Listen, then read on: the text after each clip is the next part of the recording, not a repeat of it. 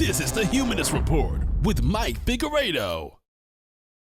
Support this podcast by joining the independent progressive media revolution today at humanistreport.com. Welcome to the Humanist Report podcast. My name is Mike Figueredo, and this is the 73rd episode of the program. Today is November 16th, and before we get started, I have several people that I want to thank for joining the independent progressive media revolution. Today we have Sahil Habibi, who actually is the host of Progressive Voice on YouTube. You can check out his podcast on progressivevoicenews.com or his YouTube channel, The Progressive Voice, or follow him on Twitter at Progressive Voice. Phenomenal content. He is only 16 years old and is a rising star in the progressive community. We also have Frank Vanderwell to thank, Cameron Ulibari, Marianne Reed, and also Twitter user at Billie Jean Hicks. So all of these individuals decided to support the show either by becoming a member on humanistreport.com, signing up on Patreon, or giving us a donation via PayPal. So if you too would like to support the show, you could visit the links down below in the description box, or you could simply watch our videos, share them and like them, or whitelist us on AdBlock, and you are helping us out tremendously.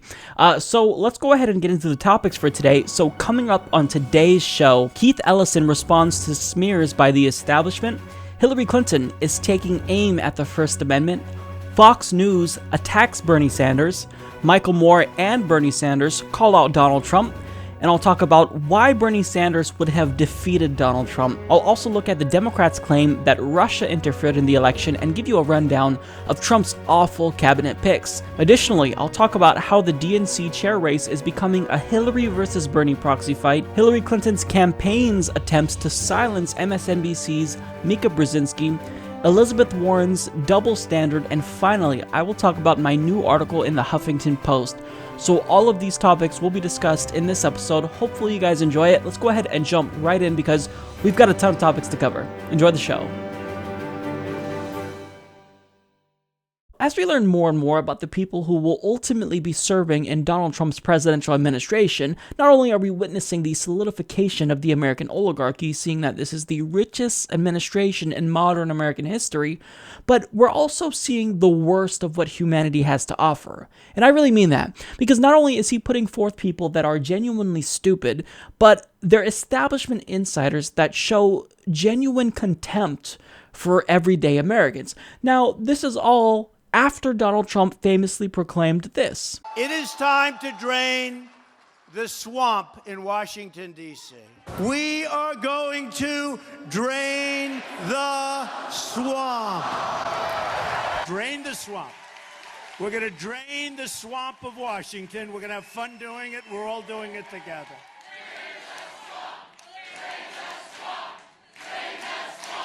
So when it comes to draining the swamp, Donald Trump isn't draining the swamp. In fact, he's deepening it and then refilling it with even more corrupt people than were in the swamp to begin with. So let's start off with his Secretary of State choice, Rex Tillerson. So this guy is the CEO of ExxonMobil, and he's obviously pro-fracking, but get this, he is literally suing to stop fracking near his house.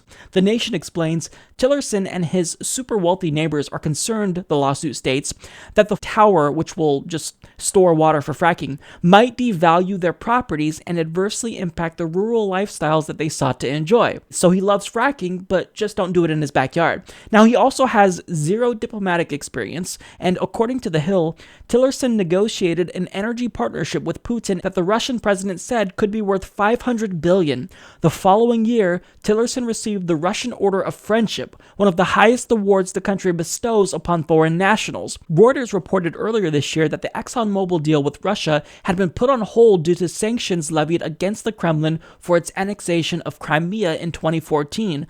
The company has said it intends to resume the deal after sanctions are lifted, a process that Tillerson could help expedite as Secretary of State. So you have a Secretary of State that's not really looking out for the interests of the United States. He's looking out for the interests of ExxonMobil. So do you think that the country or the planet will benefit from this? Absolutely not. So this is why I'm saying he's choosing the worst of what humanity has to offer.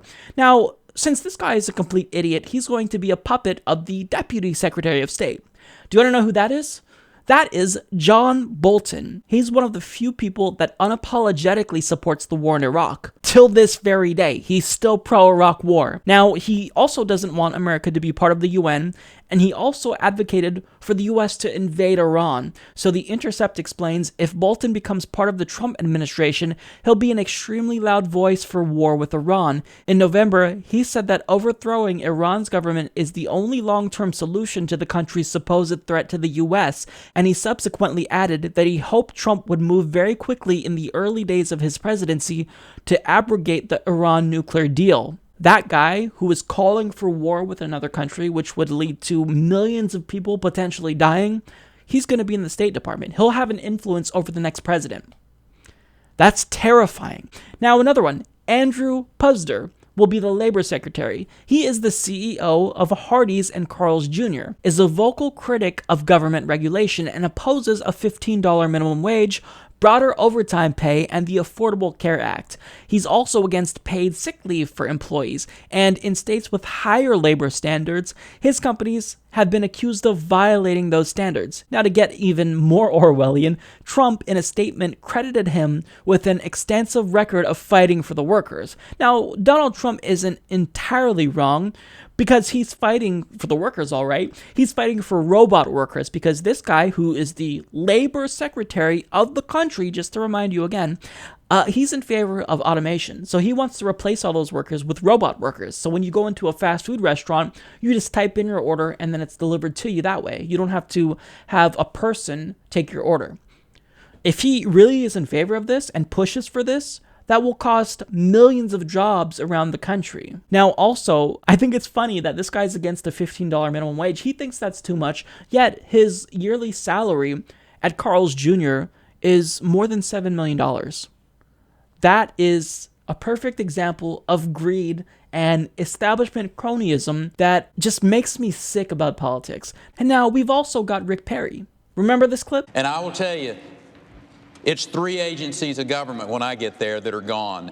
Commerce, education, and the, what's the third one there? Let's see. You need 5. Oh, 5, okay. So commerce, education, and the EPA? EPA, there you go. No, okay. Let's talk deposition. Seriously? Is EPA the one you were talking about? Or? No, sir. No, sir. We were talking about the agencies of government. EPA needs to be rebuilt. There's no doubt about that. But you can't name the third one? The third agency of government, Yeah. I would do away with the education, the commerce, and let's see. I can't. The third one I can't. Sorry. Oops. The third department that he forgot about was the Department of Energy. And as if shit couldn't get any more crazier, well, he'll now be leading that. Again, this whole thing reads like a comedy movie, but it's real. This is real life. I'm Donald Trump, and I approve this message. Now, you also have Betsy DeVos as Education Secretary. She is, of course, another billionaire, and according to Washington Post, the nomination of DeVos, a conservative who has pushed to expand taxpayer-funded vouchers for private and religious schools, has rankled liberal lawmakers and teachers' unions. The nominee has no experience as an educator or education leader, but has spent millions of dollars lobbying for school choice proposals. She also owes $5.3 million for violating campaign finance laws in Ohio. So what's her qualification, you ask? Well, she's a billionaire. Trump's a billionaire, so he's qualified to be president, so why isn't she qualified to be the education secretary? She's a billionaire. Now, Jeff Sessions is his choice for Attorney General. According to the New York Times, in 1986, President Ronald Reagan nominated Jeff Sessions, then a United States attorney from Alabama, to be a federal judge. The Republican-controlled Senate rejected Mr. Sessions out of concern based on devastating testimony by former colleagues that he was a racist. So Reagan's conservative Republican Congress said, no, this guy's too racist for us. This guy will now be Trump's Attorney General. Now, he also supports a federal Muslim ban, and as Attorney General, he could destroy state laws that allowed for the legalization of marijuana. And if you think that he won't do that, well, he is someone who states that those who smoke marijuana are just bad people. And these are just some of his more egregious picks. So let's not forget that a former Goldman Sachs executive, Steve Mnuchin, will be Secretary of Treasury. Or let's also not forget that he offered the CEO of Goldman Sachs, Gary Cohn, a directorship at the National Economic Council. And let's also acknowledge that he bribed A-list celebrities with ambassadorships, all to get them to perform at his inauguration. And to show you how serious he's taking this job and perhaps why his choices are so far just complete idiots, well, he's being helped by his children. Donald Trump's transition turning into quite the family affair. Make America great. As the president-elect taps Montana Congressman Ryan Zinke to lead the Interior Department, a source says Donald Trump Jr. helped interview candidates for the post. This, as another source says, Eric Trump sat in on a meeting with Mitt Romney as Donald Trump evaluated his Secretary of State option. I can't believe that I'm saying these words, that these are the people who Donald Trump is choosing, that he's trying to get A-list celebrities. He's so desperate to seem likable and get people to like him. He's trying to bribe A-list celebrities. We don't know who, but A-list celebrities with ambassadorships. You want to be the ambassador in Norway? We'll just come and perform at my my inauguration. I don't care if you don't know anything about this country and you're not qualified at all and you're just a celebrity, but you know what? My popularity is more important than the world and the country. It's just absurd. Now, Bernie Sanders summarized my feelings of this whole situation perfectly in less than 140 characters. He states, it's called a rigged economy, and this is how it works. Gone are the days where a president simply just appoints someone who's going to be a puppet for the industry. Donald Trump is cutting out the middleman, and he's just straight up appointing people from the industry. You want someone to be kind to fast food restaurants? We'll just appoint someone who is the CEO of Carl's Jr. I mean, this is something that is just... it makes my head explode. Like, I'm on the verge of watching my head pop off my body and roll around on this fucking floor right now. It's just crazy. So, look, Trump, if you're going to appoint a bunch of CEOs with zero policy or diplomatic experience, fine. At least appoint some of the smart ones, maybe? I mean, he is choosing Elon Musk. It looks like he will serve an advisory role to Trump, so I guess there's that silver lining, right? But this is so troubling and also puzzling. It's just weird. Like, we have people running government who have no idea what they're doing. This is really scary. Rather than accepting that Hillary Clinton lost because she ran a terrible campaign bereft of vision or strategy, Democrats are refusing to be introspective, and they want you to believe that Hillary Clinton lost because of Russia. That's right. So, by proxy of WikiLeaks, Russia hacked into the DNC and John Podesta's emails, and they were able to tip the scales in favor of Donald Trump, and that ultimately cost Hillary Clinton the election. Now, I don't know if it's just me or not, but I find all of this pretty funny because during the election, we were talking about WikiLeaks, and many people in the media told us that there were no bombshells and that it wasn't going to hurt Hillary Clinton, and if anything, they even implied that it would help Hillary Clinton. So for example here, we had the Daily Beast write, WikiLeaks trolls the world, delivers nothing on Hillary. Washington Post states, scandal, WikiLeaks reveals Hillary Clinton to be reasonable. Vox said WikiLeaks reveals John Podesta's secret for making creamy risotto. So they literally were making fun of the release of John Podesta's emails, suggesting that there was nothing in there. It's a drip, drip, drip of distraction, with campaign chair John Podesta's hacked emails now being released on a daily schedule by Julian Assange, trying to meddle with the U.S. election. No bombshells, but a revealing look at Clinton's strategy. This is like a 9/11 for us. 9/11. No bombshells. 9/11. No bombshells. 9/11. But now that Hillary Clinton lost, we're supposed to believe that Russia, through WikiLeaks and the release of, quote, fake news, is what actually cost Hillary Clinton the election. So we have a complete 180 here. Now, I'm not condoning hacking, nor am I suggesting that I'm okay with foreign interference in American elections. I mean, what do I look like? The United States and Latin America? But here's what I'm saying. I'm saying that you can't make such an extraordinary claim unless you have a substantial amount of evidence, more than hearsay. And forgive me for being overly skeptical here, but I am not inclined to believe the same people who told me that Iraq had weapons of mass destruction. I'm just not. So if you're going to tell me that Russia hacked the DNC and they're responsible, and we're even running with the story that Vladimir Putin is specifically culpable himself in this hack, well then you've got to supply us with the evidence. But unfortunately for the Democratic Party, they do not have a substantial amount of evidence to validate this huge claim. So let's look at the evidence. The Intercept explains there's a lot of evidence from the attack on the table, mostly detailing how the hack was perpetrated and possibly the language of the perpetrators. It certainly remains plausible that Russians hacked the DNC and remains possible that Russia itself ordered it. But the refrain of Russian attribution has been repeated so regularly and emphatically that it's become easy to forget that no one has ever truly proven the claim. There is strong evidence indicating that Democratic email accounts were breached via phishing messages and that specific malware was spread across DNC computers. There's even evidence that the attackers are the same group that's been spotted attacking other targets in the past. But again, no one has actually proven that group is the Russian government or works for it.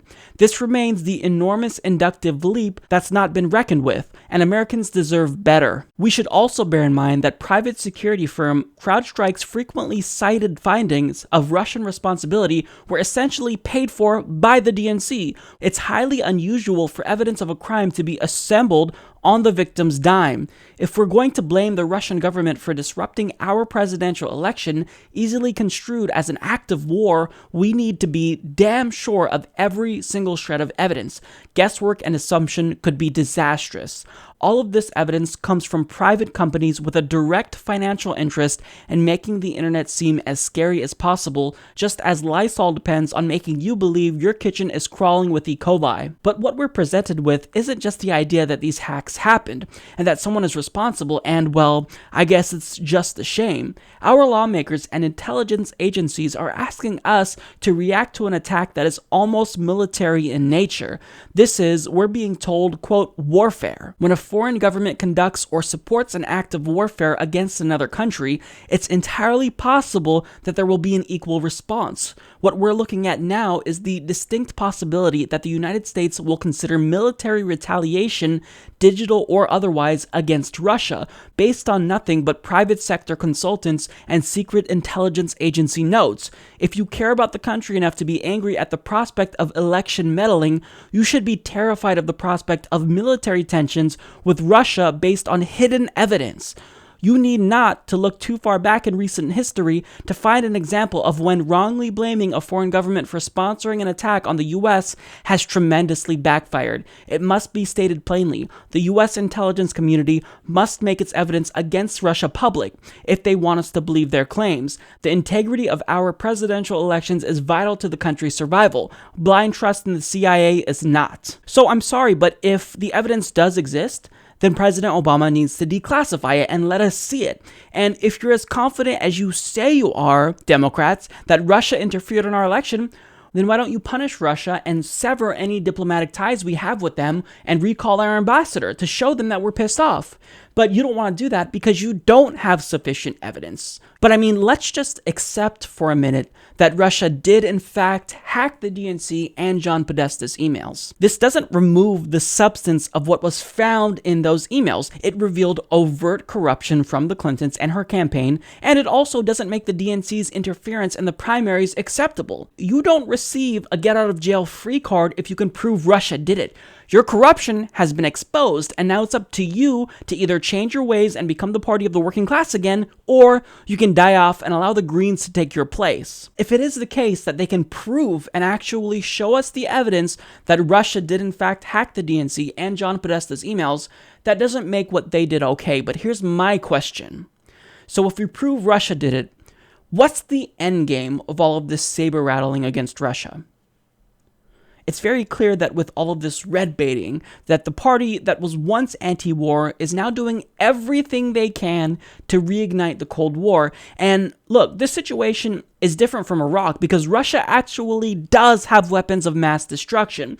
So do you think it's worth risking a nuclear war with Russia all because you think they tipped the scales in favor of one candidate over the other, just like you did during the primaries? Do you think it's worth it to do that? To risk a global war all because you're a sore loser? I think you know the answer to that. And if you really want to prove Russia did it, either put up or shut up. But that doesn't make it okay for you to saber rattle and reignite a new Cold War. So if you want to take steps to prevent this from happening in the future, send a bill through Congress that will increase cybersecurity. But until then, stop saber rattling against Russia. It's dangerous, and if you truly are confident about these claims from so-called intelligence agencies who often get it wrong, well, then release the evidence. That's all I'm saying. Congressman Keith Ellison, who was one of the most loudest proponents of the campaign of the country's first successful Jewish presidential candidate, Bernie Sanders, well, that guy was forced to defend himself against accusations that he was anti-Semitic that have been hurled against him by the Democratic Party establishment ever since he announced that he was going to run to be the next DNC chair. You can't make this shit up. Take a look. What are your responses to the CNN reporting and other people that bring up this past? I think that it is bad reporting because I have a 10-year record in Congress. I have a 4-year record in the Minnesota State House. I practiced law for 16 years and did a lot. I mean, and I just think that, it's just that kind of reporting that, just that sort of is not quality and doesn't help people understand the real issues. So just to clarify it then, based on, again, all these quotes and sort of the buzz out there, what CNN and others were reporting on what you said before, do you believe that Louis Farrakhan is an anti-Semite?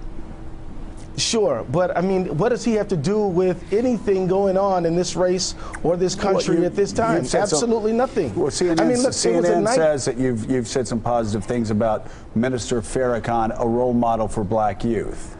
But here's the thing, Joe.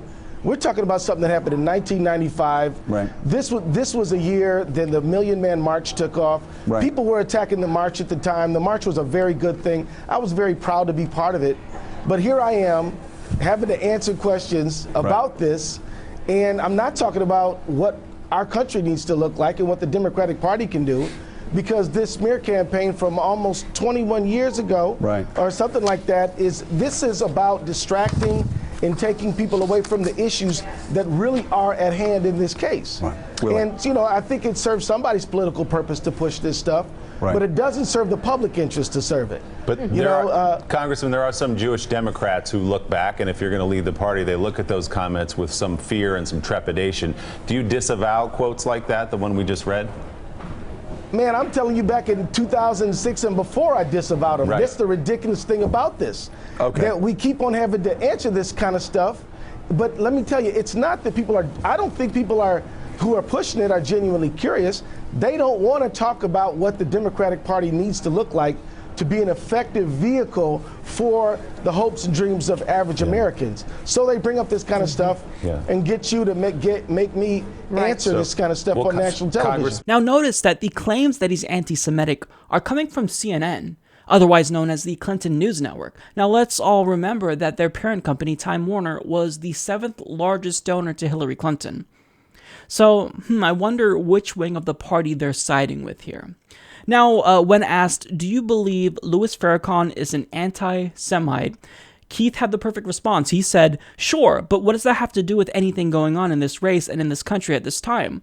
Absolutely nothing. And this is just one of many examples of the Democratic Party establishment misusing identity politics to slander progressives. They've done it to Bernie Sanders multiple times, and they're doing it now to Keith Ellison. So for example, Hillary Clinton claimed that because Bernie Sanders said, quote, we need to stop yelling across the aisle about gun policy, but because he specifically used the language yell, well, Hillary Clinton took that as sexism, because typically when men say that women are yelling, well, they're trying to be sexist. So disregard the substance of what he was saying. I have an opportunity to smear you, and I'm going to use it. So that's what Hillary Clinton did. She also said that when Bernie Sanders claimed that this debate about gun policy comes down to differences between urban and rural voters, she said, well, when people use the term urban, typically what they mean is black. No, that's not what he meant, Hillary Clinton. So they try to use identity politics to smear their opponents. And David Brock, he claimed that Bernie Sanders didn't care about African Americans because one of his ads just simply wasn't diverse enough. Now, this guy is the attack dog for Hillary Clinton. He ran 2 pro-Hillary Clinton super PACs. So the Democratic Party, they have basically discredited themselves, and anytime they cry about misogyny or homophobia or racism, you can bet your ass that they are probably misusing it to smear someone who's actually a progressive. Now, another part in here that bugged me, Congressman, there are some Jewish Democrats who look back, and if you're going to lead the party, they look at those comments with some fear and trepidation. Do you disavow quotes like that? And this is really frustrating to me because Bernie Sanders, again, the country's most successful Jewish presidential candidate, well, he endorsed Keith Ellison. He's Jewish. Chuck Schumer, an establishment Democrat, wants the party to win because he's not completely idiotic like everyone else. Even though I dislike him, he at least is not a masochist and doesn't want to continue to get defeated and killed by Republicans. He endorsed Keith Ellison. He's also Jewish.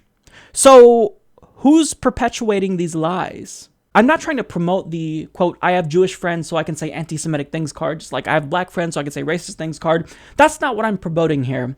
But if you don't mind me using identity politics myself, what is this really about? Well, Keith Ellison is a Muslim. He is the first Muslim congressman, and he actually has a reasonable stance on the Israel and Palestinian conflict. He supports the existence of the state of Israel. He's also in favor of a two-state solution, but he's against Israeli war crimes that are committed in Gaza. And he doesn't condone the illegal settlements that the Israeli government is building on Palestinian land. And guess what?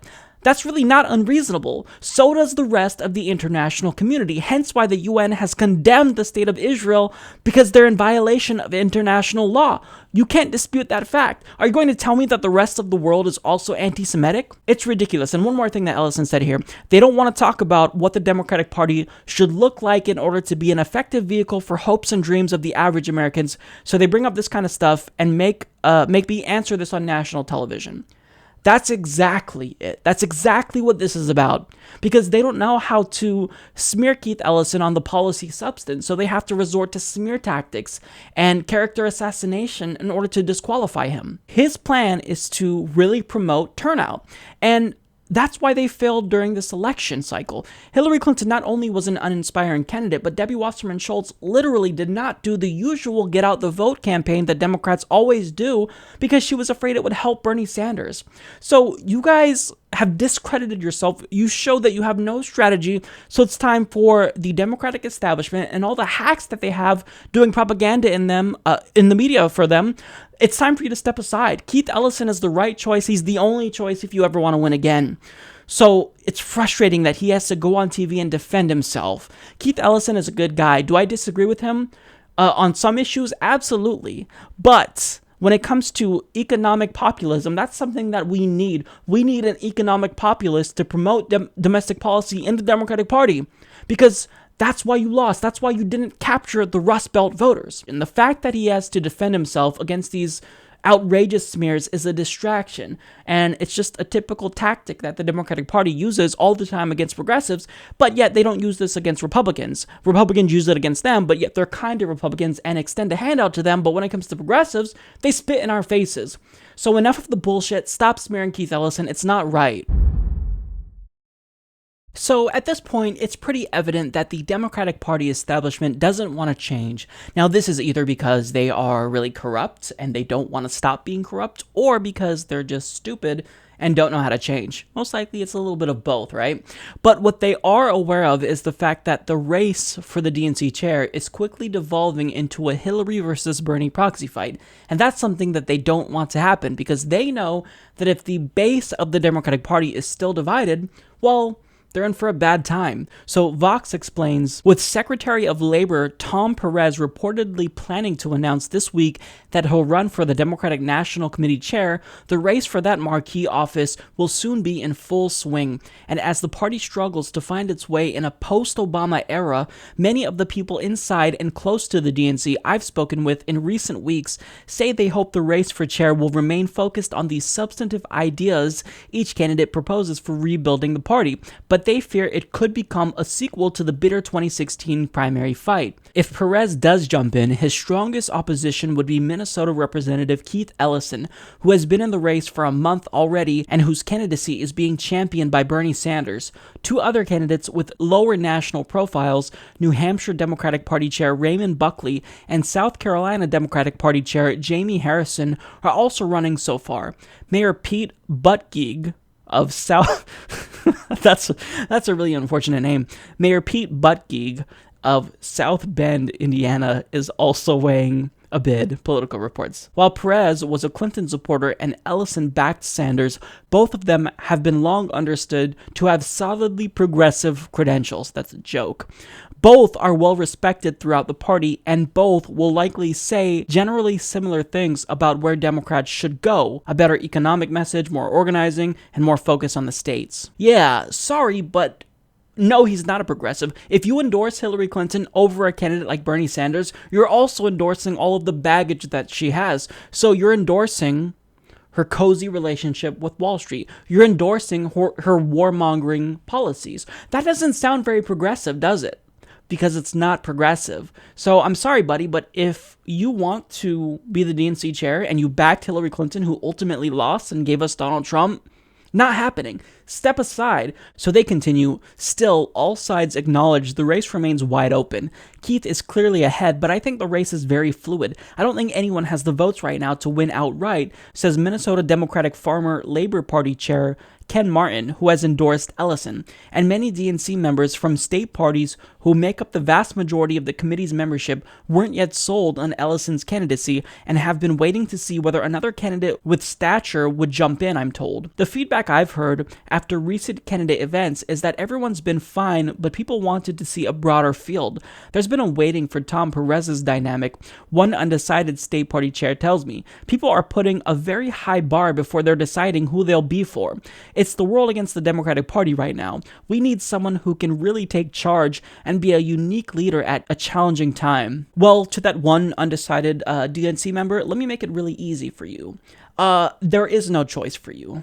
You pick Keith Ellison or you lose the progressive wing of the party forever. We're not open to compromise. We don't want to negotiate with you. Either you do what we tell you or we bounce and go to the Green Party. You are on the cusp of permanently losing a generation of voters. With the extent to which you guys killed the spirit that millennials had during this election and made them stay home by rigging the primary against their candidate, Bernie Sanders, you should be begging, you should be on your knees, kissing the asses of millennials and progressives right now after what you did. So the fact that you're, quote, waiting to see, if the field's going to broaden because you don't want to pick Keith Ellison because you still want to be corrupt and stupid, well, that's over. You have no choice. The decision is over with. Either you pick Ellison or you're done. So I don't know if you still want to have a party or if you want to be divided for decades and lose an entire generation, but you have one choice in this race. Keith Ellison, and if anyone else decides to step in, unless they endorsed Bernie Sanders or are exclusively from that wing of the Democratic Party, you're done. No more conservative Democrats. I'm tired of the blue dog wing of the party running things, and no more centrism, and no more faux progressives that supported Hillary Clinton, a conservative neoliberal candidate. I'm done with that. It's over. You guys had your chance, and you ruined it. Now it's our turn. Allow the Bernie wing of the party to come through and try to actually fix the party. So this centrism that you guys are continuing to push was bullshit. And the answer is not to move further to the right like I know you guys want to do. The answer is not to be more corrupt. The answer is to just be progressive. Look at public opinion polls and see that a majority of the population supports universal health care. They support raising the minimum wage. And if you don't champion those ideas very vocally, you're in for a bad time. So the only people that assured us that they know that this is the direction the party needs to go in is anyone from Bernie Sanders' wing of the party. So Keith Ellison proved himself when he put his career on the line to endorse the candidate that the establishment hated. So if you don't go with that candidate, you lose a generation. So this is a big decision, and it really isn't a decision if you're smart. But if you mess this up, you're done. Never gonna get it, never gonna get it, never gonna get it, never gonna get it, never gonna get it, never gonna get it, never gonna get it. Amid calls for Chicago Mayor Rahm Emanuel to step down, he has remained defiant. Now, even though people are urging for him to step down and he's incredibly unpopular, there's one journalist in Chicago Magazine and she penned an article which reads, "The DNC needs a new leader. How about Rahm?" No, thank you. That's it. That's all I have to say. No. No. No. Mm-mm. Mm-mm. No. No. No. No. No. No. Hell no. No. No. I refuse. No. No. Bernie Sanders was on an MSNBC town hall event with Donald Trump supporters, and there was a really important moment in there which I think perfectly illustrates exactly why Bernie Sanders would have beat Donald Trump if he was the Democratic Party's nominee. Who's paying for this? Right? Who's paying for the Medicaid? Who's paying for the Social Security? Who's paying for the Medicare? Who? Thank you. We are. Now, have any of you seen down on streets that it seems as though we have become the silent minority and not the majority? What do you mean by that? How much have we been listened to, really? But who's the we when you say this? You mean us people. Who people? The people who need the Medicare, the people who need the Social Security, who needs the help with the education. Okay, but now here's good point. Let's see if we can go forward on this. I am assuming that you believe, correct me if I'm wrong, that we should not cut Social Security or Medicare or Medicaid. Is that correct or not? Yeah. Okay. I believe it shouldn't be cut. Okay. Do you know who is now working very hard to try to do that? Republicans in Congress have a plan under the guise of saving Medicare and saving Social Security, making devastating cuts. That's what Republicans are now trying to do. The other point that you made, which is I think you made it, or both of you have made it actually, is who's going to pay for this stuff? And that is a very fair point. What all of us should know is that over the last 25 years, there has been a massive transfer of wealth in this country from you to the top 1/10 of 1%. In other words, the middle class has shrunk and trillions of dollars have gone to the top 1/10 of 1%. Do you think it's inappropriate to ask those people to start paying their fair share of taxes so we can adequately fund Medicaid and making public colleges and universities tuition free? Is that an unfair thing to ask? I don't think it's an unfair thing to ask. The 1%ers, they got rich off us. That's right. So it's time they put back. Okay, that's all I'm saying. So what you just saw right there was Bernie Sanders converting one of Donald Trump's supporters in real time. And the way that he worded his message was masterful, because he worded it in a way that is so obvious that you can't reject it. It just makes sense. Now, I know that what Bernie Sanders said didn't resonate with Washington elites, and they reject the premise that Americans deserve healthcare and that it's a right, and they reject the idea of universal education. But when you say that to everyday Americans and you just break it down and explain it in that way, it resonates. And that's exactly what Bernie Sanders would have done if he were the nominee, but on a grander scale. And I think that Bernie Sanders would have won probably pretty handily against Donald Trump. And people still contend that he would have lost because Republicans would have fear-mongered over him calling himself a social democrat. But you have a literal proto-fascist running on the Republican side, and voters weren't afraid of that. So are you honestly trying to tell me that a social democrat who's been consistent throughout his entire career, whose message is on point, would have lost to a dim-witted buffoon like Trump? No way. Now, another part in there that was pretty powerful that shows why he would have defeated Donald Trump was when a Donald Trump supporter was trying to explain away all of Trump's most egregious policies, like his Muslim ban, or the fact that he wants to deport 11 million undocumented immigrants. Well, that supporter basically said, look, Donald Trump is not actually going to do these things. And Bernie Sanders said, well, why would you vote for a liar? I think that a lot of what he says is just unimplementable rhetoric, just to gain attention. And it would never be congressionally approved. Well, as somebody who was in the Congress, let me not, I'm not quite so sure that you're right. But I think that there's no question to my mind, and I find it interesting that what 3 out of 4 of you are saying is, yeah, he talked about that stuff, but it'll never happen. We don't believe that it will ever happen. Why do you vote for somebody who, in a sense, then is lying? That was a really strong moment right there. And you can't respond to that. You just can't. They agreed with Trump economically and tried to look past all of his more crazy policy positions.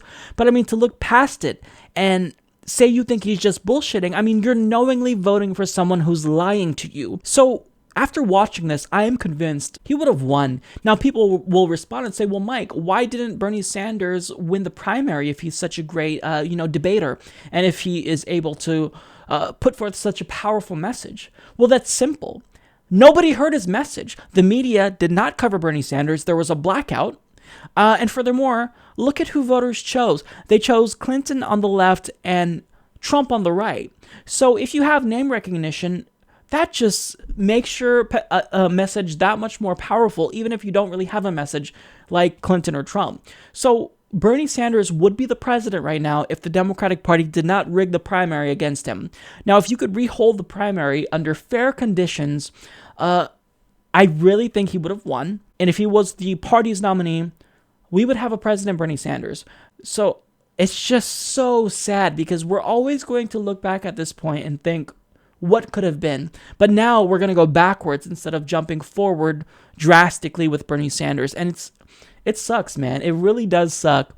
So Democrats really, they messed this up for all of us. And I'm probably never going to stop being bitter about that, honestly.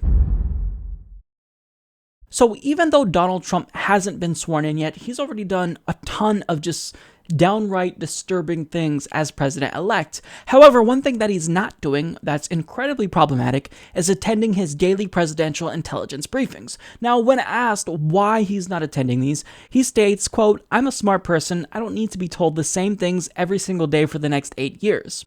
Really? Well, one, you've demonstrated that you not only lack intelligence, meaning you probably have a low IQ, but you've shown us that you're just uninformed. Do you even know about the dispute between Morocco and the Western Sahara? Do you know the difference between a Shia and a Sunni Muslim? Do you know how volatile the situation is right now between China and Taiwan? I don't think you know about these things, Donald Trump. Do you know that Pakistan and India are on the verge of nuclear warfare? They're both armed, they have WMDs, and they hate each other. Do you know about that as president? No, so you're dumb and uninformed. That makes for a very troubling combination. So you're not a smart person, and second of all, you're a hypocrite, because you criticized Obama for not attending the same presidential intelligence briefings. So in one tweet you said, priorities, while fundraising and campaigning on our dime, Obama has skipped over 50% of his intel briefings. You also said, fact, Obama does not read his intelligence briefings, nor does he get briefed in person by the CIA or DOD. Too busy, I guess. But I mean, putting your hypocrisy aside, I don't even care about that. I just care about the fact that by not attending these presidential intelligence briefings, you're putting our national security at risk and making us vulnerable to an attack. So I thought that Michael Moore, of all people, had the best response to Donald Trump, and what he said, I think, was really poignant. So I wanted to share that with you. He states, "A week has gone by since Donald Trump admitted he's only been to 2 or 3 of his daily presidential national security briefings. There have been 36 of them since the day he secured enough Electoral College votes to be appointed president next Monday when the Electoral College meets. Most would agree the number one job of the leader of any country is to keep its people safe. There is no more important meeting every day for the president than the one where he learns what the day's potential threats are to the country. That Trump would find it too cumbersome or too annoying to have to sit through 20 minutes of listening to his top intelligence people tell him who's trying to kill us today simply boggles the mind. Of course, our minds have been so boggled so many times in the past year by this foolish man, no one seems that surprised or concerned. He can get up at 5 in the morning and send angry, childish tweets about how he's being portrayed on SNL or belittling the local elected union leader in Indiana, but he doesn't have time to hear about the threats to our national security. So, my fellow Americans, when the next terrorist attack happens, and it will happen, we all know that, and after the tragedy is over, amidst the death and destruction that might have been prevented, you will see Donald Trump acting quickly to blame everyone but himself. He will suspend constitutional rights, he will round up anyone he deems a threat, he will declare war, and his Republican Congress will back him. We had a president like him before. He too lost the popular vote, a majority of Americans saying they didn't want him in the Oval Office, but his governor/brother and his ex-CIA chief/dad's appointees to the Supreme Court put an end to that, and he was installed as commander-in-chief on August 6, 2001. He was on a month-long vacation at his ranch in Texas. That morning, the White House counsel handed him his daily national security briefing. He glanced at it, set it aside, and then went fishing for the rest of the day. Below is the photo of that moment which I showed the world in Fahrenheit 9/11. The headline on the security briefing reads, "Bin Laden determined to strike inside the U.S." On the top page, it tells how Bin Laden will do this, with planes. George W. Bush didn't leave the ranch to go back to work for the next 4 weeks. In the 5th week, Bin Laden attacked the U.S. with planes on September 11th. It's one thing to have a president who is asleep on the wheel, but my friends, it's a whole other thing to now have a president-elect who refuses to even get behind the wheel. This utter neglect of duty, a daily snub at the people who work to protect us, the first commander-in-chief to literally be AWOL and announcing proudly he isn't going to change. This, I assure you, is going to get a lot of innocent people killed. And he's absolutely right. I agree with 100% of this right here. And I sometimes disagree with Michael Moore, but in the end, I do respect him, and I think that he's making a very valid point, and Donald Trump needs to pay attention. I mean, when you look at 9/11, it was preventable.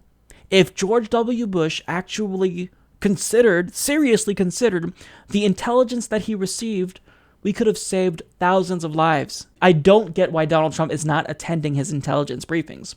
It doesn't make any sense to me. You have nothing to lose by attending it. And yes, there is going to be some repetition because you will be updated on current events going on in the world.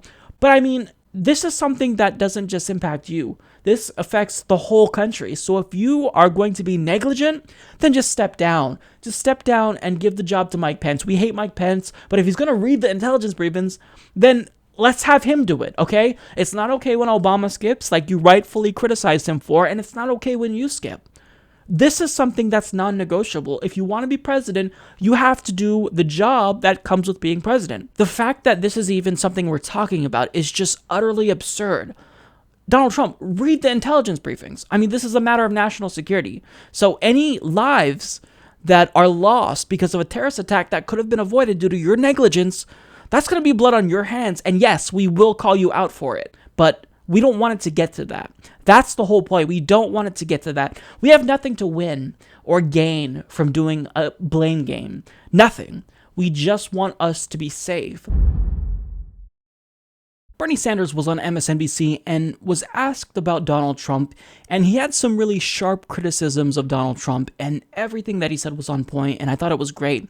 But there were a couple of things in there that Bernie Sanders stated that I think were really important that I wanted to highlight and talk about when we come back. So let's listen. The man who is soon to be the most powerful person on the earth, I don't think that's hyperbole, using his platform to insult and attack a union president in Indianapolis.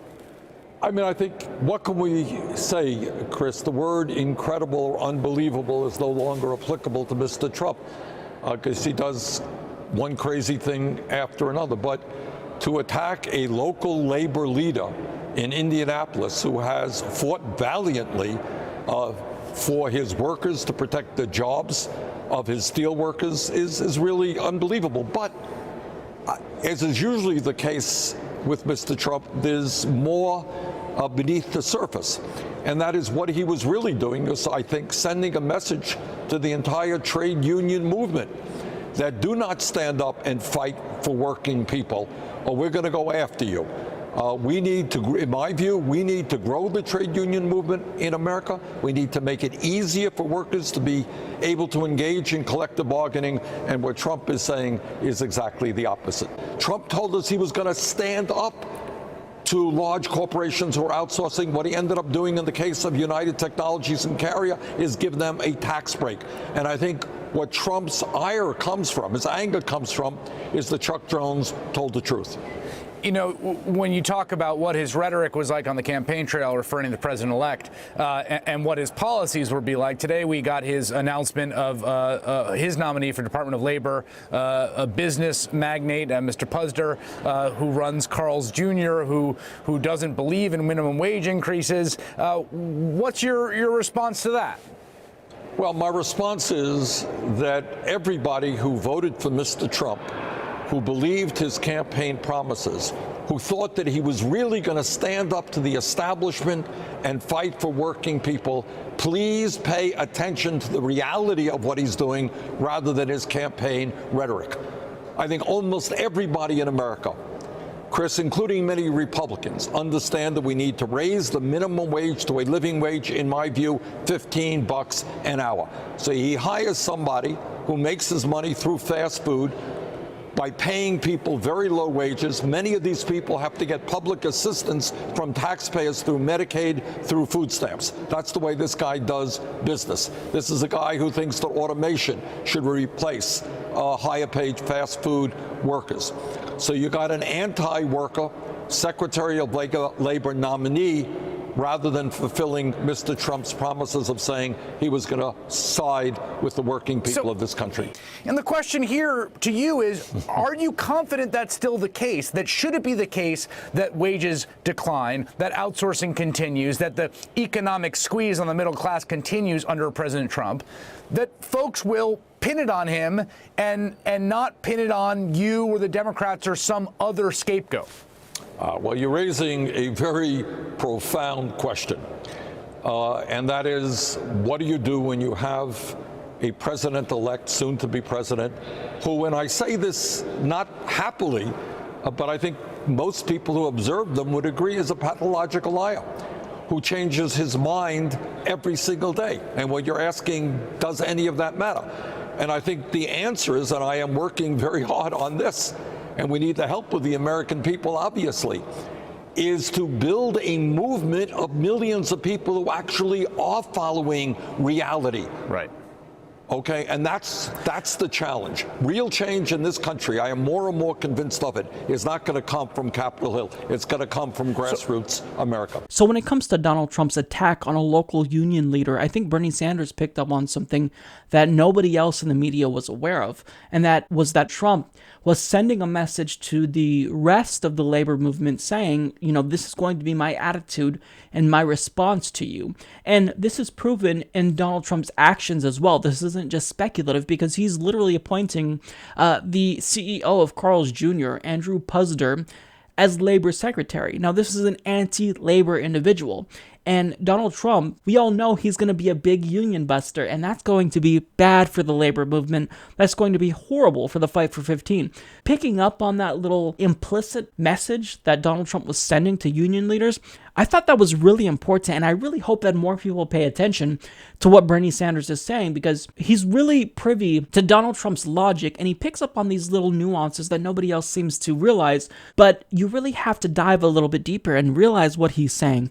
Now, he also said that Donald Trump is a pathological liar, and this is just completely evident. I mean, I don't think anyone can dispute this. Even if you're a supporter of Donald Trump, you can't deny the fact that he's a liar. In fact, many of Donald Trump's own supporters think that Donald Trump is a liar, because when they are asked, you know, how do you condone or justify your vote for Donald Trump in spite of the Muslim ban and him wanting to deport 11 million undocumented immigrants, they'll say, well, he's not actually going to do that. You know, he's just saying it because he's, you know, he's crazy and whatnot. He's being a madman, but, you know, we all love it. He's just entertaining us. Right. But he's lying, and you're acknowledging that he's lying, and you're still supporting him.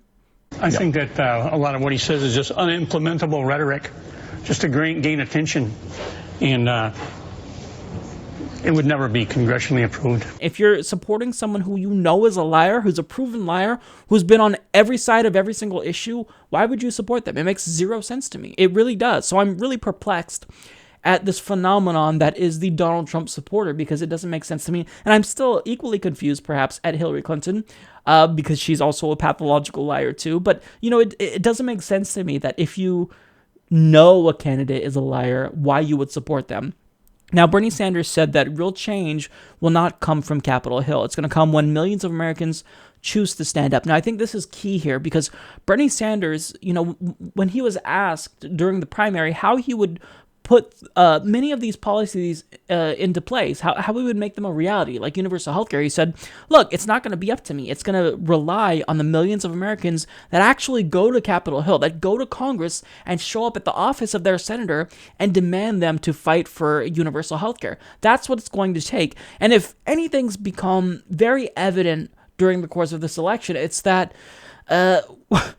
we have two political parties that are complete and utterly terrible. Republicans are so extreme that they're off the political spectrum, and Democrats are just so incompetent and only care about being corrupt and their donors that they're not willing to stand up and fight for us. So we have to take matters into our own hands. And I think that looking at the Dakota Access Pipeline situation and how the Standing Rock Sioux tribe and members of the group that was part of that water protector community, how they were relentless and they got stuff done. They got Obama to pay attention, and they got that pipeline halted for now, at least. I think that that's the strategy that we need going forward. It's time that we really step up and stop relying on these corrupt public officials to represent us when they don't. See, I think that the correct method is strategies like Wolfpack, where you go to your state legislature, where they're more likely to pay attention to you, and you get them to pass a constitutional amendment or to call for a constitutional convention, specifically an Article 5 convention, that will abolish money from politics. And we don't have to go through Congress or rely on Congress. We can completely and utterly subvert Congress. So I think this type of grassroots strategy is what's been missing in American politics for a really long time. To really look back at the successful movements like the civil rights movement, the labor movement of the 1930s, the gay rights movement, the feminist movement in the 20s. These are the things that we have to do. I think we've just become too complacent, and it's difficult because we're working longer hours for lower wages, so we're having to get second jobs, and nobody has time to pay attention to politics, let alone go and protest. But if we really want change, we've got to do this, because I think that Bernie Sanders' strategy is the right strategy. And if we really want to stop Donald Trump from doing horrible, destructive things, then this is the way to go. So I really wish that Bernie Sanders, that the media would pay more attention to Bernie Sanders. He's finally getting coverage because he doesn't threaten Hillary Clinton anymore. But, if they listened to him during the primary, we'd be in a very different predicament than we are now. So, I mean, it's too little too late for the media to kind of right the wrongs that they did and to take back the $2 billion in free coverage that they gave to Donald Trump, because that made them lots and lots of money. But I think that now, going forward, it's time that we listen to people like Bernie Sanders, who brought millions of people into the political process, and we really focus on grassroots strategies, because what we were doing wasn't working, and, we need change, and we have to stop these two just incompetent, grotesque parties from further destroying the country more so than they already have. Greg Gutfeld of Fox News attacked Bernie Sanders in what was probably one of the most bizarre, out-of-touch, misinformed, tone-deaf political hit jobs I've ever seen, because he claims that Bernie Sanders asserted that Donald Trump won because people rejected political correctness. However, the clip that he shows of Bernie Sanders talking does not feature Bernie Sanders saying anything about political correctness. In fact, he talks about something completely different. So Greg Gutfeld builds a rant against Bernie Sanders based on a straw man of what he said Bernie Sanders was saying, yet he didn't show Bernie Sanders saying what Greg Gutfeld was angry about Bernie Sanders saying in said clip in question. It's just weird. So take a look and then we'll discuss it. In a town hall, Bernie Sanders claims Donald Trump won because people got sick of political correctness. Bernie's right until he defined what politically correct actually means. For years and years, we have been told by Republicans and many Democrats that our trade policy was a great idea, that it was working for America. Well, you know what? The American people don't believe it. They think there's something wrong when just with permanent normal trade relations with China and the Mexican free trade agreement, we have lost some 4 million decent paying jobs. The American people, I think, want candidates and politicians to have the guts to stand up to the billionaire class and start representing the middle class and working families of this country. I don't think it's more complicated than that. See what he did there? He turned real rebellion against the PC into something about class warfare. Sorry, Bernie, it's not about the billionaire class. There are 540 billionaires in America. Small class. But there are thousands of jerks telling us that we're evil. See, the PC rebellion is about a reaction against the media academic complex, which tells us what to say or else. People were tired of the identity wars that pitted young versus old, white versus black, gay versus straight. It's why each time a celebrity feminist lectured us on Trump, Hillary lost more votes. Every time Lena Dunham opened her trap, her causes shriveled, among other things. So it's not about trade or the rich. Industrialists aren't screaming slurs on campus telling us which pronouns are offensive or why Christmas carols are microaggressions. That's the PC movement. Power-mad twerps who use reputational smears to brand all of us as evil until we submit. And that's what bugs me about Sanders. He's been a socialist forever, mired in left-wing politics for decades, and now he diagnoses the problem. Dude, you are the problem. From the 1970s to now, you cared and you watered this toxic movement. So Bernie, 2016 was about millions of Americans becoming intolerant of that intolerant class. Let's hope it sticks. So, in his diagnosis as to why Donald Trump won, Bernie Sanders mentioned free trade deals and how we've lost millions of jobs because of them. And he also said that Americans want politicians to stand up to the billionaire class. Okay. Then Gutfield says, see what he did there. He turned real rebellion against PC into something about class warfare. I don't think he did. And if he did, maybe you should give us the full context next time so you don't look like a disingenuous prick. Let's get into some of the other things he said. He said, sorry, Bernie, it's not about the billionaire class. There are some 540 billionaires in America. Small class. 540 billionaires in America. Small class. Small class. Small class. Right. So it makes it even more absurd that those 540 people are able to buy our government officials and turn them into puppets and do what they want as opposed to what the rest of the country want. Is that, like, that's why we're angry. Such a small group of people have immense power. So I don't get how that proves your point. Now, he gets back on the topic of the PC police. He said, the PC rebellion is about a reaction against the media academic complex, which I don't know what that means, which tells us what to say or else. That's the PC movement. Power-mad twerps who use reputational smears to brand all of us as evil until we submit. Okay, sure, I'll accept that argument, but that's happening on the right, too. You know that, right? How many Christians were triggered by this billboard, for example? How many Christians get triggered when we make fun of God and Jesus? And who was it again that called for a literal safe space because he didn't want any criticism? Oh, that's right. It was the president-elect that you voted for. And now he also sues people that make fun of him. Talk about being triggered. And you motherfuckers literally defend, quote, religious liberty laws that allow Christians to kick gay people out of their businesses because they're triggered by homosexuality. That sounds like some right-wing PC bullshit to me. And why does it seem like I offend more people if I say Happy Holidays instead of Merry Christmas? Why is that the case? Happy Holidays is just more correct because we're literally celebrating multiple holidays. Christmas or Hanukkah or whatever, and New Year's. So to say Happy Holidays, it's just more correct. But yet if I say Happy Holidays, that ends up becoming more outrageous and politically incorrect than just saying Merry Christmas. Well, fuck me for wanting to be more inclusive because I know Jewish people who celebrate Hanukkah, right? I mean, it's so strange to me that these are the things that you focus on and you can't even see the hypocrisy on your own side. See, the difference between left-wing social justice warriors and right-wing social justice warriors is that the left-wing PC crowd, you know, the college students who call for safe spaces, at least they have people on the right and the left calling them out.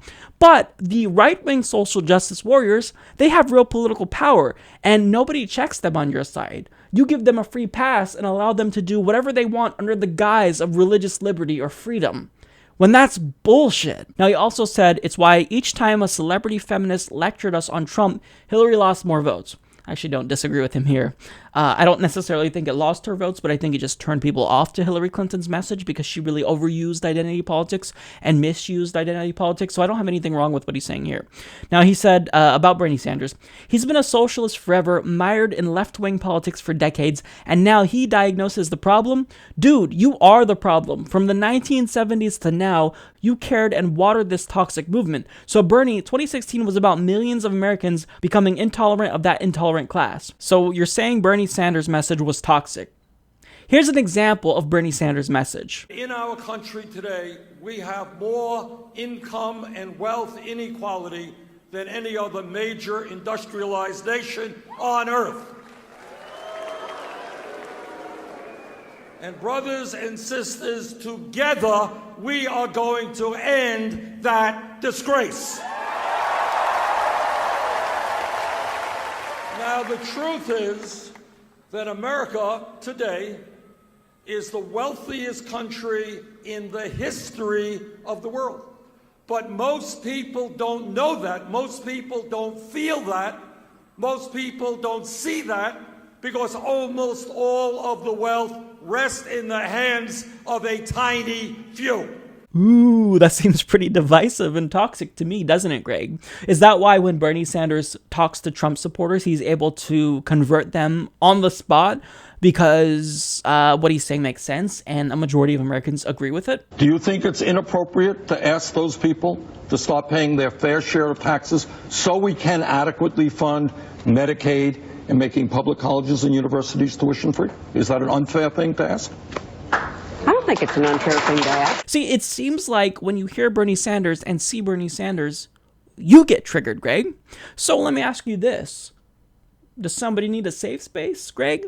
Because it seems like just the sight of Bernie Sanders sets you off on this incoherent rant when I don't even know the full context. Was Bernie Sanders actually talking about political correctness, or do you just think Donald Trump won because of political correctness and you think everyone is supposed to have the same belief? Is that a part of it? Sure, but I think what it really came down to was the fact that turnout was low, which benefited Republicans, and Donald Trump didn't really get more or less votes than any other Republican presidential candidates. I mean, it's his vote totals are comparable to Mitt Romney's in 2012 and John McCain's in 2008. So really, it was because Democrats weren't inspired to vote for Hillary Clinton. That's a big part of it. But I just don't understand how you connect the dot from Bernie Sanders' message about trade deals to PC outrage and whatnot. It makes no sense to me. So that's why I say that this was one of the most bizarre political hit jobs, because it really made no sense. I don't get what Greg Gutfeld is trying to say here. Why is what Bernie Sanders is saying connected to political correctness in any way, shape, or form? I don't know. So he's going to actually have to redo this segment, but actually give us the context next time. Since her embarrassing loss to Donald Trump, an orange clown who anyone should have been able to beat, Hillary Clinton is not taking any time off. Now, what is she choosing to do in her newfangled free time? Well, instead of trying to make the world a better place and directing her immense power and wealth towards a good progressive cause, Hillary Clinton instead is choosing to be a sore loser and is now taking aim at the First Amendment. Let me just mention briefly one threat in particular that should concern all Americans, Democrats, Republicans, and independents alike, especially those who serve in our Congress. The epidemic of malicious fake news and false propaganda that flooded social media over the past year. It's now clear that so-called fake news can have real-world consequences. This isn't about politics or partisanship. Lives are at risk, lives of ordinary people just trying to go about their days, to do their jobs, contribute to their communities. It's a danger that must be addressed, and addressed quickly. Bipartisan legislation is making its way through Congress to boost the government's response to foreign propaganda, and Silicon Valley is starting to grapple with the challenge and threat of fake news. It's imperative that leaders in both the private sector and the public sector step up to protect our democracy and innocent lives. So what she said there may seem relatively benign, but trust me, there are very disturbing implications with what she's saying. So she says, quote, "Fake news can have real-world consequences. This isn't about politics or partisanship. Lives are at risk." Now, I find this statement pretty ironic when it comes to Hillary Clinton, specifically with respect to fake news, Because Hillary Clinton believed fake news that led to the deaths of hundreds of thousands of people. So, for example, when she was a senator from New York, she believed the fake news story that Iraq had weapons of mass destruction, and that led her to vote for the Iraq War, which is one of the biggest foreign policy blunders in American history. Hillary Clinton wasn't speaking out against fake news then, was she? No. In fact, she was silent on fake news. She believes fake news stories, and it leads to the deaths of thousands of Iraqi civilians, and she doesn't really care. It leads to the death of thousands of American troops. You know, she's silent. But now that it caused her to lose an election, allegedly, now she cares about fake news. And also, I want to know where Hillary Clinton was during the primary when there was a lot of fake news spread against Bernie Sanders that really hurt his campaign. So, for example, there was the fake Bernie Bros narrative that all of his supporters were just deranged misogynists that hated Hillary Clinton specifically because she was a woman, which is factually incorrect because we supported Elizabeth Warren before Hillary Clinton got into the race, before we knew that Bernie Sanders would run, and second of all, we voted for Jill Stein. But nonetheless, this story was very prevalent and almost everyone in the mainstream media bought it, and many individual voters bought it as well. Did Hillary Clinton come out and condemn this fake news story saying, no, Bernie Sanders supporters are progressive. Bernie Sanders identifies as a feminist and he's fought for women's rights. He has a record in the Senate and in the House showing that he stands up for women's rights. Did she do that? No, she was silent on fake news then. And also when it comes to fake news, David Brock, who is basically the head of the left's Breitbart, he was perpetuating so much fake news about Bernie Sanders. He said that because Bernie Sanders didn't feature enough diversity in one of his ads, well, he must be racially insensitive. He created this fake narrative that Bernie Sanders was just running a divisive, disgusting campaign where all he could do was smear Hillary Clinton, when in actuality, that's what he was doing. But Hillary Clinton didn't condemn fake news then. So I'm just curious, Hillary Clinton, why is it that you only choose to speak out about fake news if it impacts you getting elected? But when fake news kills people literally in foreign countries, when fake news is used to smear your opponents, why don't you care about that then? Don't you think your priorities are kind of messed up if that's the only time you're choosing to care about fake news? Now, another thing that she said there, it's a danger that must be addressed and addressed quickly. Bipartisan legislation is making its way through Congress to boost the government's response to foreign propaganda. So this is really troubling to me. Now, I don't want to downplay the problem that is fake news, because I do agree that fake news is a problem in this country. The #1 news network in the country is effectively a fake news network that just peddles propaganda for the Republican Party.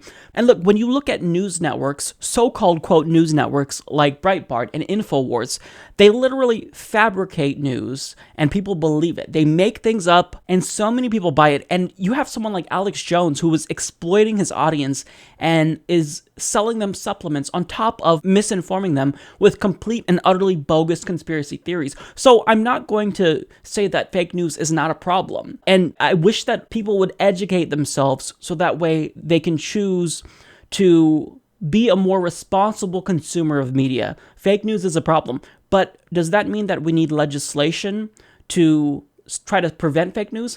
No, because this is really scary. How do we determine what's fake news and what's not fake news? Because a lot of what Hillary Clinton did, which was fake news in my opinion, would not be considered fake news to her. So if you're going to allow the government to determine what's real and what's not when it comes to news, you really set up this slippery slope that allows them to do propaganda and to misinform the public. So if you think that legislation to address fake news will in fact stop fake news, you're just horribly mistaken. I don't know how this is something that's enforceable. It's not enforceable.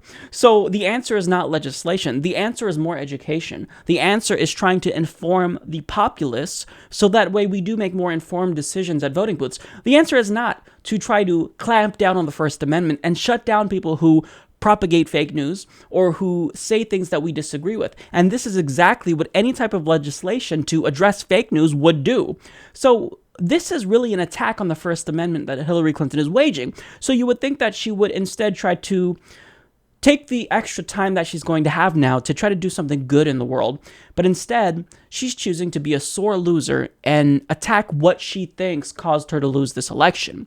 Well, Hillary Clinton, if you want to know why you lost, look in the mirror. Many of the pundits in the mainstream media carried water for Hillary Clinton and her campaign and did propaganda for them. Now, one person who didn't, who really stood out, was Mika Brzezinski, who is the co-host of Morning Joe on MSNBC. Now, she's one of the few people who actually covered Bernie Sanders' campaign when he was getting thousands of people to attend his rallies. She also covered the DNC's bias against Bernie Sanders, and for daring to criticize Hillary Clinton, she explains that the campaign tried to silence her. I was concerned the campaign was not understanding that perhaps there was an arrogance. They needed to sort of get off their high horse and understand that this isn't over. I'll just say it. NBC got a call from the campaign. Like I had done something that was journalistically inappropriate or something and needed to be pulled off the air. I mean, think about that. Yeah. That's just... That's shooting the wrong messenger. By the way, Mika, there were also people surrounding the campaign that tried to tell the campaign it was in trouble. Those people were shut out. Now, I think that this really demonstrates the hubris of Hillary Clinton's campaign, because she was expecting everyone in the media to do propaganda for her, and many of them did. There's a reason why we call CNN the Clinton News Network. It's because they did a lot of pro-Clinton news and just ignored Bernie Sanders, which effectively helped to kill off his campaign. So Mika Brzezinski, I think that there were many times where she really spoke truth to power, and I commend her for that. But, you know, it shows that if you go against the grain, if you go against the flow and what the establishment wants, there's going to be consequences for it. So they tried to silence Mika Brzezinski. Now, I get that this is just her saying that, and this is, her accusation. She's not providing any evidence for it. But should we believe Mika Brzezinski? Well, I'll let you decide. So we all remember when Mika Brzezinski famously asked Debbie Wasserman Schultz to step down, right? Why would Bernie Sanders politely get in line for the Democratic Party? Because Hillary Clinton. I sure as hell wouldn't if the party I was a member of treated me like this, rigged the debate process, rigged Iowa, rigged the entire thing going.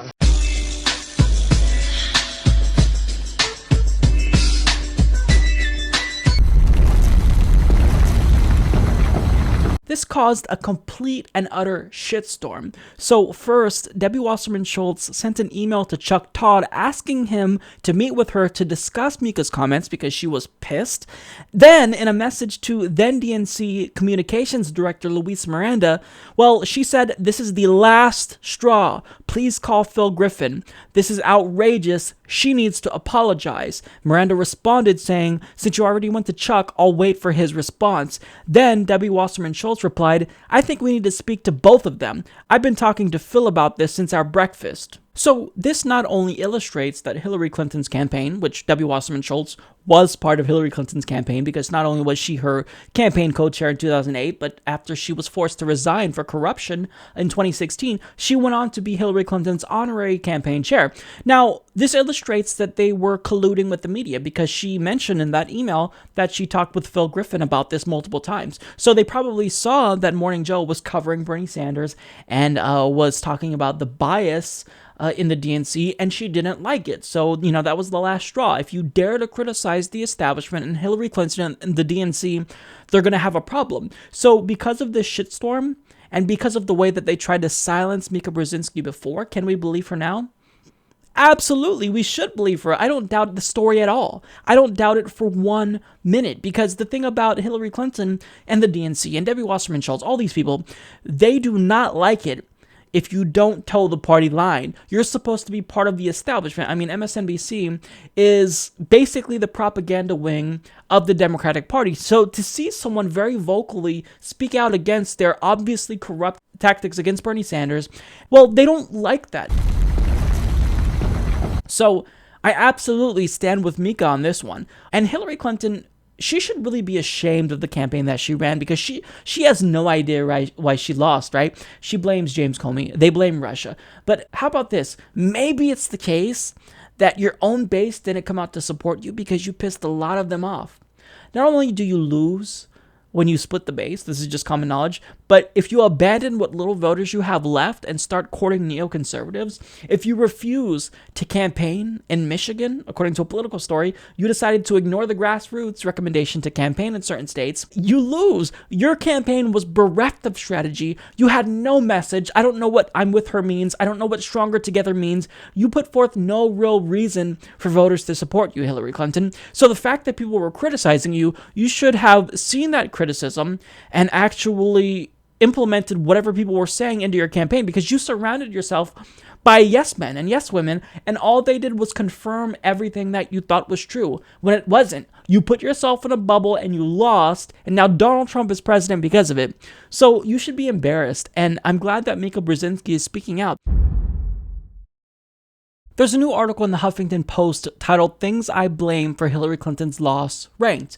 Now, in this article, the journalist contends that basically everything and everyone except Hillary Clinton are to blame. Now, I honestly was not sure if this was a satirical article, and I was apprehensive about covering it because I didn't want to get duped into covering something that was supposed to be a comedy piece, but I did my research. I confirmed this, in fact, is a real legitimate argument that someone is making. So let's go ahead and hear this journalist out. So reasons 1 through 99 are misogyny.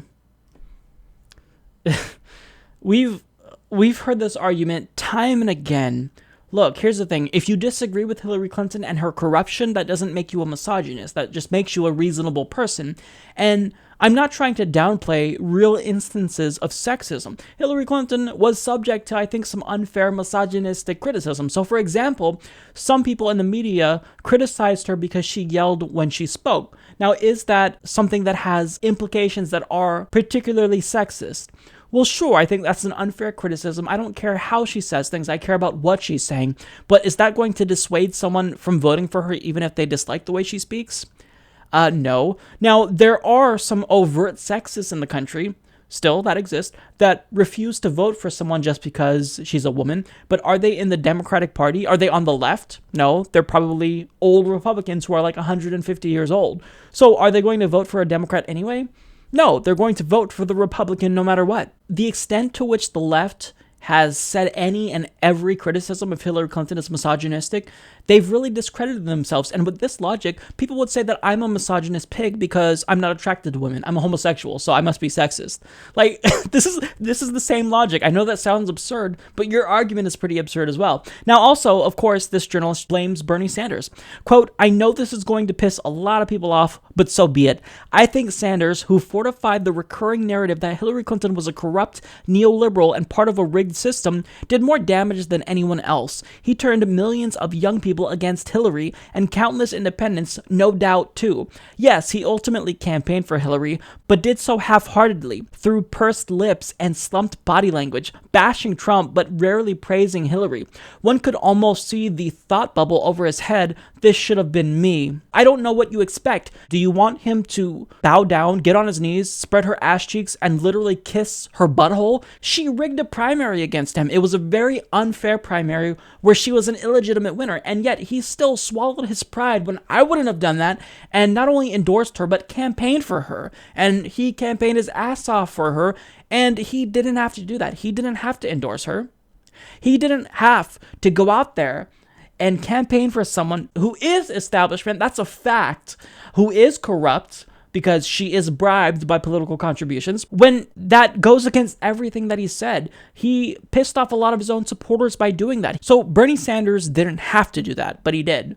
And the fact that you expect more than he already gave you is just preposterous to me. If it wasn't Bernie Sanders, then somebody else could have possibly challenged Hillary Clinton, but we already knew Hillary Clinton was corrupt, which is why we didn't want her. So it wasn't Bernie, it's your candidate. Now, this person also blames fake news that, Hillary had Parkinson's or that she murdered a DNC staffer. But the people who believe this were mostly Republicans because they are consumers of fake media outlets like Breitbart and InfoWars. The left didn't really not like Hillary Clinton because of these things. They were all substantive reasons. Like, I didn't like Hillary Clinton because I don't like that she took millions of dollars from Wall Street. I don't like that she gave Goldman Sachs private speeches and then refused to tell us what she said to them. I don't like that she supports a Syrian no-fly zone. I don't like that she wants to create a cybersecurity policy wherein we respond to cyber attacks militarily. I don't like those policies that she is putting forward. And for those substantive reasons, I dislike Hillary Clinton. I never said anything about not liking Hillary because she has Parkinson's or that she killed staffers. No, that is fake news. There's no evidence to validate those claims. So those are things, though, that Republicans would believe. On the left, progressives were saying that we don't like her policies, and you didn't listen. Can you guess who else is to blame? Of course, it's James Comey. Don't blame Hillary Clinton for setting up a private email server to begin with. Do you know one headline that you never see? If Bernie Sanders was the nominee, James Comey cost Bernie Sanders the election. You wouldn't see that, one, because he would have won, and two, because Bernie Sanders knows not to be corrupt and set up a private email server. So you've got to blame Hillary for that. And then also Jill Stein, quote, that publicity-seeking bourgeoisie woman gave disenchanted Bernier busters a place for their protest vote. Oh, okay, so remind me what Hillary Clinton was again? If Jill Stein is bourgeoisie, then what is Hillary Clinton? Hillary Clinton is like the ultimate bourgeois insider who is filthy rich. She makes $225,000 an hour. And yet she wasn't even in favor of a $15 minimum wage. She said that's too much. All we should get is $12. Is that not the definition of a greedy bourgeoisie person? Now also, of course, Russia, WikiLeaks, and blamed the mainstream media who did propaganda for Hillary Clinton and carried water for her, not only through the primaries, but through the general election as well. Now, I don't want to be completely unfair to the author here because she does blame the people who didn't get out to vote. Although you could blame Hillary because why didn't they get out to vote? Well, because it was Hillary. Now, this is where the article takes a turn for the worse. This journalist explicitly states that one person that cannot be blamed is Hillary Clinton. Quote, she won every debate. She came up with well thought out, concrete plans to govern. She carried herself with dignity and grace. And despite all the endless misogynist shit that was hurled at her, she was nothing short of heroic. Stop. Just stop. This is Hillary Clinton. This is a corrupt insider we're talking about here. If Hillary Clinton were a man, you would not be saying the same exact things. So I think you're the real sexist here. I think this article is sexist because just because Hillary Clinton was a woman who was the first presidential nominee, you are giving her a pass that you probably, I don't know, wouldn't give to other politicians. If someone else gave private speeches to Goldman Sachs, we would be freaking out if we were the left. And the left rightfully called out Mitt Romney's connection to the industry and all the money he was taking. But yet, Hillary Clinton can't be criticized for that. You know, if we criticize Hillary Clinton for that, then we're in the wrong. No. Now, I think a better argument that was also published in the Huffington Post reads, if Clinton loses, really, there's only one person you can blame. Hillary Rodham Clinton. The outcome of this election should be evaluated by the performances of both candidates. Strong candidates don't have to worry about threats from third parties, so if Clinton fails to mobilize enough new voters to make up for the ones that she's losing to Gary Johnson and Jill Stein, that's her fault. If Trump wins, blame Clinton, not the progressives she's given the cold shoulder to for the entirety of the election. I think that argument is more persuasive. So whoever wrote this article in the Huffington Post, I think that author knows what he's talking about. I wonder who wrote this. You can check that out in the description box, because I think this person has his finger on the pulse. So, I mean, in the end, I thought this article was satirical, but when you compare this article to my article in the Huffington Post, it seems like my article got like 1,000 more shares than this article, so maybe more people heard my message, but more people, about 3,000 more people liked this article over my article. So a lot of people, literally thousands of people, agree with this. They read this and didn't think it was preposterous like me. So if this is an argument that resonates with the Democratic voting base, then we're in for a seriously long ride because wow, I don't know what to say about this. This argument is so laughably bad that it's indistinguishable from satire. I couldn't tell if it was real. I couldn't tell if the author was trolling or not. But the fact that this is an argument that is persuasive to thousands of people, I don't know what to say. I mean, if people believe this, if people really believe that Hillary Clinton is not to blame for running a terrible campaign where you split the base and then court neoconservatives because you think you can make up the voters that you lost in your own base with Republicans, I don't know. There's no hope for the party. There's no hope. And I don't want to be associated with people in the same party that believe this because it's just a bad argument. I mean, it's bereft of common sense. So there's no logic here. I completely disagree, needless to say. So Elizabeth Warren is a progressive with a phenomenal record, and she was really a progressive maverick until the 2016 election, where she lost a lot of the legitimacy that she cultivated throughout the years by endorsing Hillary Clinton and vocally advocating for her. And I still like Elizabeth Warren. Let's get that out of the way. I would vote for her if she ran for president, and I support a lot of what she has to say. However, because of all the political miscalculations that she made during the election, now a lot of the progressive things that she wants to do that I agree with, I feel as though she's not going to have the political capital needed to actually get them accomplished. So, for example, as President-elect Donald Trump cancels his first post-election press conference meant to address potential conflict of interest while nominating cabinet members with their own egregious conflicts of interest, Elizabeth Warren is leading a group of Democrats in an effort to push back by implementing the clause in the U.S. Constitution specifically written to prevent such improper webs. The Massachusetts senator took to Twitter Thursday to outline her intentions to reinforce an obscure provision in the Constitution in January as Trump is set to take office. The bill, co-sponsored by Democratic Senators Ben Cardin, Chris Coons, Dick Durbin, and Jeff Merkley, would require the president and vice president to disclose and divest any potential financial conflicts of interest. This has been the standard for previous presidents, Warren said in a statement. Our bill makes clear the continuing expectation that President-elect Trump do the same. Now, I love this. I don't disagree with anything here. I think what she's doing is right. However, this no longer looks brave. It looks hacky because she endorsed the candidate over Bernie Sanders, who also had a lot of conflicts of interest. So what is Donald Trump doing to try to dissuade people from talking about his obvious conflict of interest? Well, he's saying he's going to cede control of his businesses to his children. That's not enough. You need more than just 1 degree of separation. Like, you need to completely put it in a blind trust, like she's saying, and allow someone else to take it over, because we know that you're still going to be in control by proxy of your kids. So that's not acceptable. But when we all were speaking out against Hillary Clinton's conflict of interest with the Clinton Foundation, Elizabeth Warren was silent on that.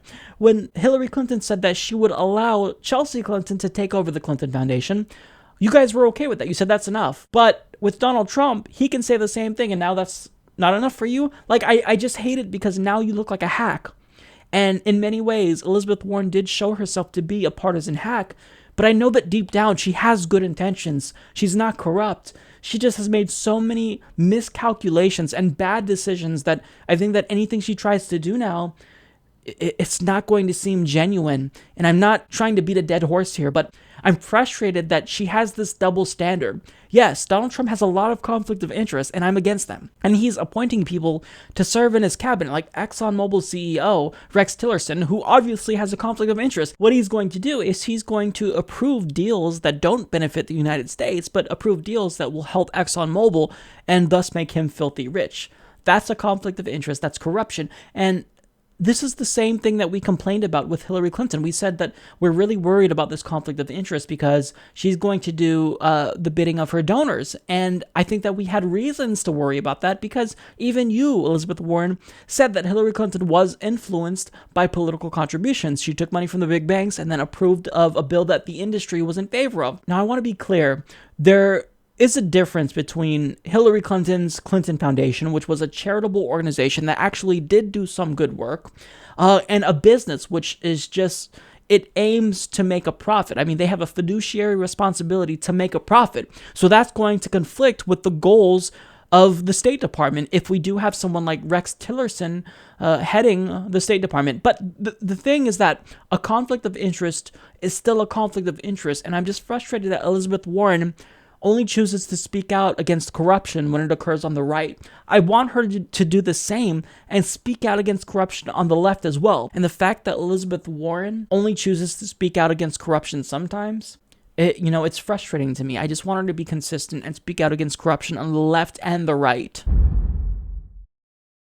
Throughout the course of the election, I talked a lot about election integrity and election fraud and whatnot, and a lot of my viewers were interested in that. So I wasn't sure how many of you were actually familiar with HBO's Hacking Democracy. I think it's a great film that was actually nominated for an Emmy, and they exposed a lot of vulnerabilities that we have that we didn't even know about. I mean, the film was groundbreaking. So I watched the film, and I actually interviewed the director, Russ Michaels, and I wrote an article about this in the Huffington Post. So I wanted to share that with you guys. I'll put a link down below in the description box because I think that you guys would be interested in it. And if you are not familiar with the film Hacking Democracy, it might be dated. It's 10 years old now, but I think that the message is as important as ever, especially when you look at the recount initiative and its popularity with Jill Stein. I mean, a lot of people are paying attention now to election integrity, and they worry, and they just want the vote to be fair. And if you care about the process, then I think that this film is a really great film to watch. So I will encourage you to read my article. I'm going to plug the hell out of that. Check it out. And there's links in the article to the film where you could watch it or purchase it and rent it. So please, if you can, share the article if you do enjoy reading it, because that really does help to encourage Huffington Post to promote it. But I really hope that you guys can draw a lot of parallels between that documentary, which is now 10 years old, and Jill Stein's recount effort, because I think that Jill Stein's campaign to audit the vote in several states like Michigan, Wisconsin, and Pennsylvania, it's emblematic of the core message of hacking democracy, and I think it's very relevant to today.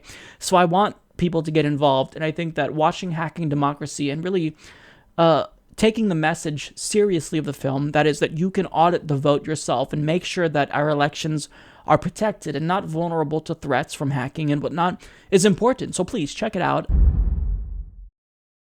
That's all I got for you guys today. I want to thank you all for tuning in. If you've made it this far in the video, you are a trooper. And I want to thank my members, my Patreon patrons, and anyone who submitted a donation via PayPal, because you guys not only help the show to survive, but you help us to thrive. And I really want to thank you, because without you, we cannot make the upgrades that we do to the show. So you guys are great. And even if you just watch and like the videos and share the videos, you are an amazing person. Now, about liking videos, I will say that it is the case that YouTube is having problems that they are refusing to acknowledge, where you're getting unsubscribed to people's channels and where videos are not showing up as they used to in the recommended box on YouTube. And I do notice myself taking kind of a hit here too. So if you can, please like each video, because that does encourage YouTube in their algorithm to recommend my videos to others who watch political videos. And also, if you want to make sure that you get all of my videos, you can always watch them at humanistreport.com. You can like my Facebook page for the Humanist Report, or follow me on Twitter, and I always post every single video I do there. And finally, you can click the little bell next to the subscribe button that will notify you every single time I post something to the channel, so you never have to worry about missing anything. So if you are worried about not getting the videos, or there's anything messed up in your sub box where you're not seeing our videos, please turn on notifications or like our Facebook page so you can see videos there and whatnot, because, you know, this is really troubling and we have to make sure that the message gets out there, because I do notice my views going down significantly. And part of this is because people are tending to tune out after the election, but we want to make sure that, you know, it's not because of a glitch, right? So if it is, please just keep that in mind. But anyways, I will see you guys next week. I had a great time with this episode. I hope you all enjoy it. Take care and have a great day.